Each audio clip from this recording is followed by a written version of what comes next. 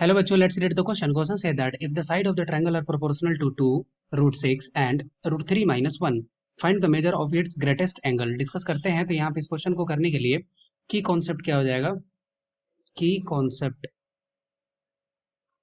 Question का की concept हो जाएगा कोसाइन कोसाइन लॉ। अब कोसाइन लॉ के थ्रू क्या लिख सकते हैं? यहाँ पे फॉर्मूला होता है cos a। cos a का फॉर्मूला क्या हो जाएगा? यहाँ होता है C square plus B square minus A square upon 2bc। Okay, इसी तरह से कॉस भी निकाल सकते हैं, इसी तरह से कॉस ही निकाल सकते हैं। इसके अकॉर्डिंगली अगर हम इसको सॉल्व करें तो गिवन में क्या दिया हुआ है? दिया है कि जो उसका साइड है ट्रायंगल का वो प्रोपोर्शनल है। तो इसको क्या करते हैं, यहाँ से जस्ट कंसिडर कर रहे हैं कि let let A is equal to, proportional है तो एक इस एक्स से गुना कर देते हैं, तो ये हो जाएगा 2x, B is equal to हो जाएगा √6x, C is equal to हो जाएगा √3 - 1 इंटू एक्स। ओके, अब यहाँ से हम लोग सबसे पहले cos a निकालते हैं। तो अगर cos a निकालेंगे तो फॉर्मूला क्या हो जाएगा? फॉर्मूला हो जाएगा C square plus B square minus A square. C square that means √3 - 1 X to the whole square, C square plus B square. अगर √6 का स्क्वायर करेंगे तो ये 6 हो जाएगा, एक्स का करेंगे तो ये डायरेक्ट हम लोग लिख सकते हैं 6x स्क्वायर माइनस ये हो जाएगा 4x square upon 2bc। 2 b is equal to क्या है? b इज इक्वल टू है √6 और x हो गया, और c से मल्टीप्लाई करेंगे x से तो ये हो गया x स्क्वायर, और इसमें ये हो जाएगा √3 - 1 और इंटू एक्स स्क्वायर। ये वैल्यू आया। अब इसको सॉल्व करना है हमें। तो इसको जब सॉल्व करेंगे तो यहाँ से हो जाएगा cos a is equal to, अब यहाँ से ये क्या हो जाएगा? यहाँ से हो जाएगा √3 - 1 to the whole square x square, और ये हो जाएगा 2x स्क्वायर। ओके, ये हो गया 2x स्क्वायर अपॉन में हो जाएगा, अपॉन में क्या हो जाएगा? 2√6 √3 - 1 और ये हो गया एक्स स्क्वायर। एक्स ऊपर न्यूमरेटर डिनोमिनेटर में अगर कॉमन ले लेंगे तो ये कैंसिल हो जाएगा, और यहाँ से फाइनली जो वैल्यू आएगा वो कितना आएगा? यहाँ से cos a and this is equal to 3 का स्क्वायर करेंगे, अब a माइनस बी का होल स्क्वायर कर देते हैं तो ये हो जाएगा 3 + 1 - 2√3, और इसमें एक्स स्क्वायर को कॉमन लेकर के कैंसिल कर दिए हैं तो ये हो जाएगा यहाँ पे सिर्फ प्लस में 2, और अपॉन में क्या हो गया? अपॉन में हो गया 2√6 और यहाँ हो गया √3 - 1। ओके, अब यहाँ से ये क्या होगा? 4 हो गया, 4 + 2 ये क्या हो गया? 6 हो गया, और ये 6 हो गया -2। अगर यहाँ से अगर कॉमन लेते हैं तो यहाँ से हमारे पास क्या आ जाएगा? यहाँ से आ जाएगा 3 - √3।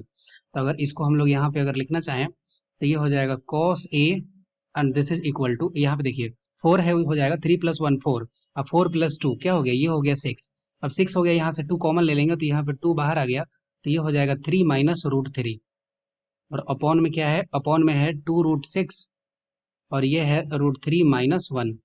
अब यहाँ से अगर √3 ही कॉमन ले लेते हैं तो ये क्या हो जाएगा? ये हो जाएगा 2√3, और यहाँ पे क्या बचा? यहाँ बचा √3 - 1, और डिनोमिनेटर में क्या है? डिनोमिनेटर में है 2√6 और यहाँ पे है √3 - 1। अब यहाँ पे ये कैंसिल हो जाएगा, 2 से 2 कैंसिल हो जाएगा, और यहाँ से आ जाएगा 1/√2। अब 1/√2 हो गया, इसका मतलब कि cos a is equal to 1/2। तो a इज इक्वल टू क्या हो गया? a इज इक्वल टू हो गया 45 डिग्री। एक वैल्यू निकल गया। इसी तरह से हम लोग क्या निकालेंगे? cos b का वैल्यू।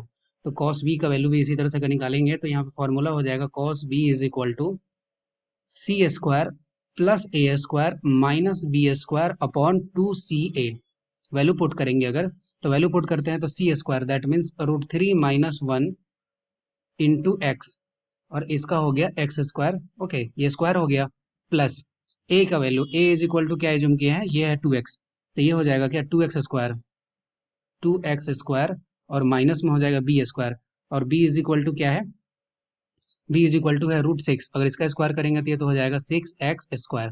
ये वैल्यू आया, और यहाँ पे हो गया 2, c इज इक्वल टू क्या है? √3 - 1 और इंटू एक्स, और यहाँ a इज इक्वल टू है 2x, तो यहाँ पे अगर 2 से अगर यहाँ भी मल्टीप्लाई कर देते हैं तो यहाँ हो जाएगा एक्स स्क्वायर। ये वैल्यू आया।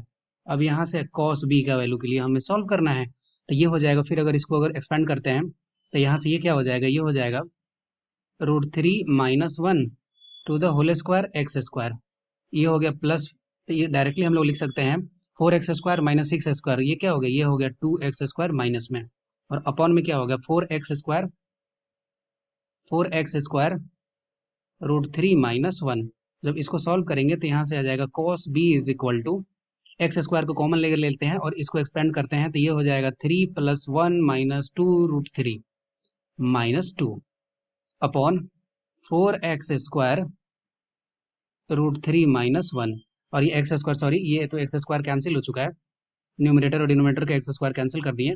तो जब इसको फाइनली सॉल्व करेंगे तो यहाँ से आ जाएगा cos b is equal to -1/2। अब हमें पता है कि cos b is equal to -1/2, तो b इज इक्वल टू क्या आ गया, कितने पे वैल्यू निगेटिव में जाता है 1/2 होता, ये होता है 120 डिग्री पे। ओके, अब अगर ये 120 डिग्री अगर b का वैल्यू हो गया तो a का वैल्यू हम लोग इससे भी निकाल सकते हैं कि a plus b plus c is equal to 180 degree होता है। अब a इज इक्वल टू क्या आया है 45, तो ये हो गया 45 plus 120 plus c is equal to 180।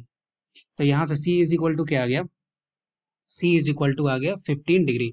तो अब हमें क्या पूछ रहा है, हमें पूछ रहा है सिर्फ लार्जेस्ट एंगल कौन सा है। तो measure of the greatest largest angle ये कितना हो गया, यहाँ पे अगर देखें तो ये हो गया 120 degree. I hope you will be understood it well. Best of luck, thank you.